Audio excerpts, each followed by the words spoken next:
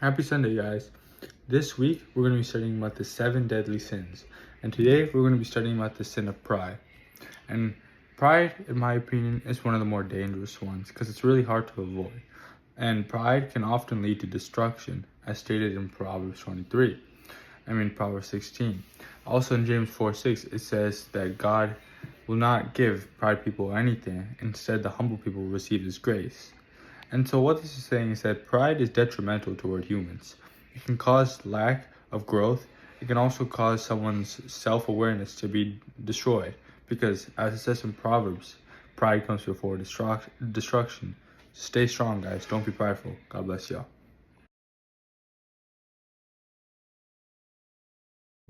There's a difference between having a need and having a want.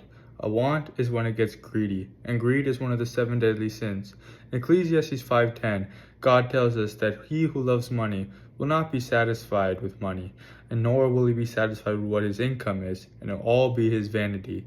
Anything that he gets from thereof will be greediness, and that will be his downfall.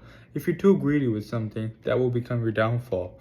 And if you want something more than you already have, that's also called greediness. And if you eat something and you want more than you already had, that is also greediness. But there's a difference between needing something versus wanting something. If you want something more than you already had, that becomes your downfall. Potentially, you could start losing yourself, and that's when it gets really bad. So don't be greedy, stay strong. God bless y'all.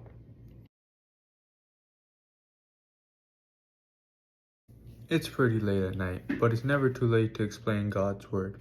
And today will be the sin of lust. And that seems to be a sin that most people struggle on nowadays.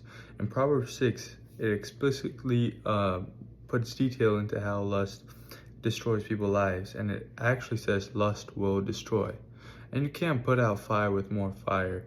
The more you lust for someone, the more your mind's gonna get contorted to the point where you can't see things in a straight way. And to avoid lust is by believing in God and to have someone to trust. When I did my word about love, that's also what applies here. When you love someone, it's not love at first sight, it's love with understanding. There's a difference between lust and loving. You can't love someone for lust. You can only love them when you truly love them. Lust is something dangerous, something known as temptation and addiction. You can't have these. Your mind's gonna go down the drain, your growth will stop. Don't have lust, guys. God bless y'all. We did lust, greed, and pride, but in the order of pride, greed, and lust. For this reason, we're going to do envy. And envy is jealousy. It's never good to have jealousy in your heart. That's how wickedness starts. That also starts your downfall. In James 3:16, it tells us, for where there is envy, in every practice, it'll start to become evil. So if you have envy, it's best to get rid of it because there's no point. Also, my favorite book, Proverbs, it says, a tranquil heart gives life to flesh, but envy makes bones rot. So it doesn't matter how rich of a person you are, you're still gonna have ego and envy in your heart, and that's gonna make whatever you do 10 times worse. Envy brings downfall and detrimental health to those who have it. So it's best to get rid of it and love everybody for the way they are.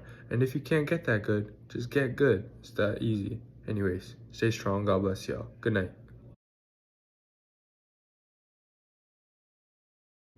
Wrath, otherwise known as crashing out, is really bad because it's one of the 7 deadly sins.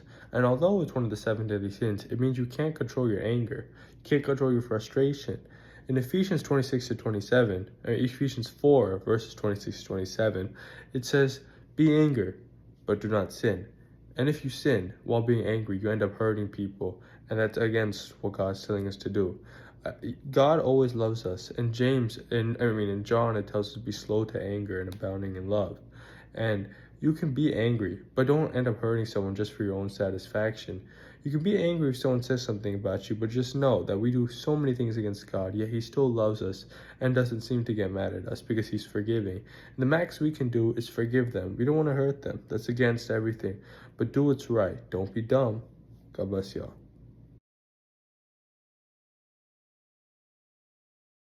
Excess of anything is really bad. As stated in Proverbs 28, verses 30-31, be among gluttony, be among people who eat too much, you'll be in a pit of poverty. And that basically means that gluttony is when you have excessive eating habits, wanting more than you have, not being happy for what you have, and also being obsessive. And nowadays, people call being obsessive over girls thirsty. You don't want to be thirsty because that's going to make you get a bunch of embarrassment, makes your reputation go down. And also, if God gives you something and you're not happy with it, that's when your downfall starts. You got to be happy with what you get, especially when you like have food on your table and you want more than what you already have. That's when your real downfall starts. Because there's people out there that don't even eat like a meal a day, a meal a week even. So like, be happy for what you have. Don't have gluttony. God bless y'all.